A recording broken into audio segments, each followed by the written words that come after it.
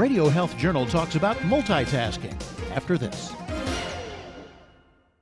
People often ask me, how should I manage my money? Whether you're a multi-million-dollar investor or just starting out, the answer is Betterment. I'm John Stein, founder and CEO of Betterment. We created smarter technology to automate investing, help you make better financial decisions, invest for your personal goals, and stay on track for retirement. Betterment is the easier way to invest, at a fraction of the cost of traditional investment services. The revolution of smarter, more straightforward, personalized investing has begun, and we're leading the way. Betterment is already managing billions of dollars for more than 100,000 customers. Isn't it time you took control of your financial future? Sign up on your computer or smartphone today and receive up to 6 months free. Get full terms and conditions at betterment.com/podcast. Betterment. Investing made better. Sign up today at betterment.com/podcast. These days, just about everybody multitasks at least once in a while. It's hard not to. Our jobs can leave us juggling multiple chores at once with plenty of distractions on top of that. But the human brain isn't built to do two things at once.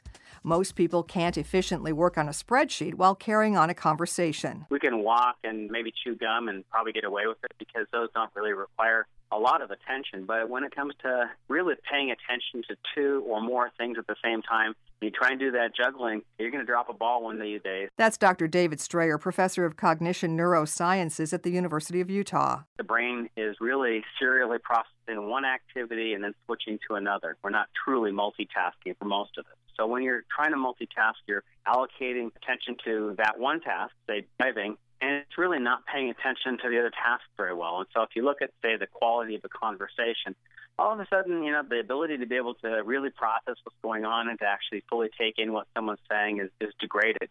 So there's that kind of trade-off where the two tasks are competing for attention. And then also we find that when you stop one activity and then switch to the other, say you hang up the phone, that you're not instantly clear of all of the cobwebs of that multitasking activity. Most people are actually quite poor at multitasking, and depending upon how you want to define poor, as many as 97.5% of the population is actually quite poor at multitasking. Dr. Jason Watson is Associate Professor of Psychology at the University of Utah and a colleague of Strayer in a number of studies on multitasking. Based on some of our data, you can sometimes find performance decrements to where people will be anywhere between 5 or 10 and 20 or 30% worse on the dual task compared to the single task. So it's a pretty substantial impairment in terms of performance. Let's say you were doing some math problems, maybe trying to memorize something, things along those lines. You might expect that when you combine those two tasks versus doing them alone, maybe your math performance goes from, say, getting 80 or 90% right to perhaps getting 65, 70% right. So it's going to be a noticeable decrement in terms of performance. Depends a little bit on how effortful the tasks are, but what we really see is that in all kinds of activities, even something that's relatively automatic like driving is seriously disrupted by other kinds of mental activities that take attention away from the road. But if people are so bad at multitasking, why do we insist on doing it? Strayer says almost everyone believes they're pretty good at it, and we think it improves our efficiency. But that's only because multitasking itself blinds us to how we're really doing. The reason why happens to do with parts of the brain that really are trying to coordinate all that multitasking activity. It's largely the prefrontal cortex, the front parts of your brain, that are really kind of involved in switching from one task to another, avoiding distractions, keeping you on task, and so forth. When you're trying to multitask, you're really placing lots of demands on those prefrontal cortex areas of the brain, the attentional circuits for executive control. But also, while you're using the parts of the brain to multitask, those are the same regions that are responsible for seeing whether or not you're doing well. They're kind of the self-monitoring, self-awareness parts of the brain as well, those same regions. So what you're seeing is the reason you think you're good at multitasking is because the parts of the brain that would let you know, hey, I'm not doing very well, are otherwise occupied with multitasking. What's more, Watson says a lot of multitaskers are simply unable to resist every distraction that comes along. If you do engage in multitasking a lot on various kinds of measures of impulsivity maybe in sensation seeking you score quite high.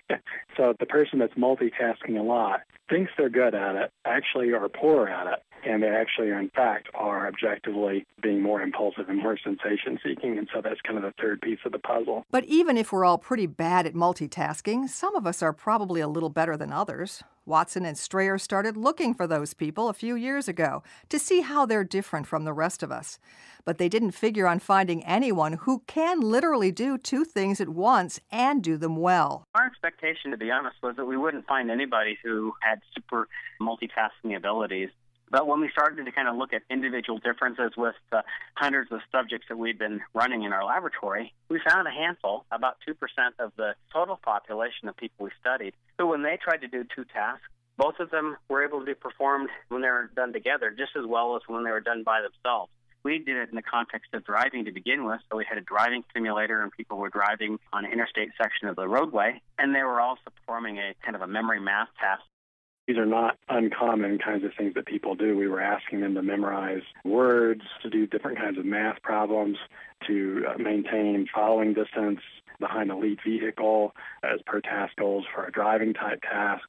We were asking them to keep that certain following distance, things of that sort, and push the brake pedal when a car in front of them pushed the brake. So it was a pretty challenging task. There were 3 or 4 different tasks embedded in there that are really very much related to real-world driving and real-world phone conversations that people have. You can imagine when you're having a phone conversation, you need to remember the things that people are talking to you about. That's kind of the whole point of having a phone conversation. There's usually an expectation that there'll be some dialogue and some memory involved. And, when you do those kinds of tasks, what you actually find is that almost everyone was incapable of doing the multitasking. Their conversation suffered, their driving performance suffered. However, Watson and Strayer were surprised to find that some people really are good at multitasking. About 2% of their subjects did just as well while multitasking as they did when they devoted all of their attention to just one task. Some did even better.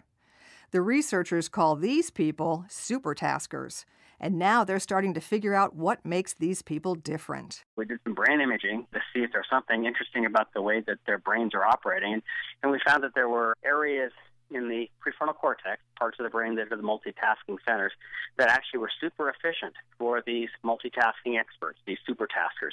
So where everybody else's brain is kind of going into overdrive, and you see lots of metabolic activity in these prefrontal cortex areas of the brain, the frontal polar region is where it's called, what you find is these supertaskers are performing better than everybody else, and their brains are still nice and kind of working fairly easy. One hypothesis is that supertaskers are so efficient that they really can do two things at once in two different parts of the brain. Or perhaps they can switch back and forth between tasks so quickly and effortlessly that it's almost the same thing. Research is ongoing to try and find out, but it appears supertaskers are born, not made. No amount of practice makes normal people any better at it. So Watson and Strayer's advice is to avoid multitasking whenever you can. For the vast majority of us, if we do it lots of the time, the quality of our work suffers. And we're also finding in other related research that it tends to stress us out, degrades our quality of work, it makes us feel all stressed out and time pressured and everything like that. When we have done studies, and a number of people have followed this up as well, where they've actually taken people and said, we just want you to do one thing at a time, and you can break it up into, say, 20 minutes of one activity, and then you can take a break in 20 minutes. But in that 20 minutes, don't be interrupted by email or text messages or phone messages. Just put all that stuff on pause. But the productivity improves, quality of the work improves, and the level of stress decreases. So the lesson learned is while we can multitask, we don't necessarily do it well. And if you do it excessively, it doesn't really promote quality work or a quality lifestyle. You can find out more about multitasking research through our links on our website, radiohealthjournal.net.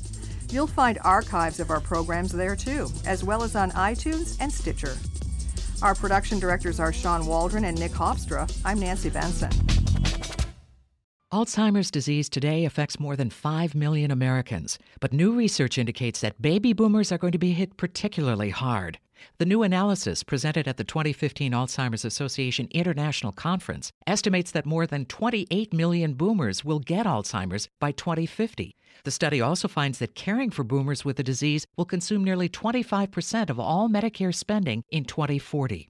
Matthew Baumgart works on public health issues at the Alzheimer's Association. The baby boom generation is about to become Generation Alzheimer's. The risk of Alzheimer's increases with age, and as baby boomers get older, the number of people developing the disease will increase to levels far beyond anything we have ever seen before. There's a pipeline of possible therapies that could help delay the onset of or treat the disease, but public funding for Alzheimer's research is very limited compared to the size of the problem. The prevalence of Alzheimer's among American baby boomers will rise to more than 50% in 2050, when all boomers will be over age 85. Find out more about Alzheimer's research at alz.org.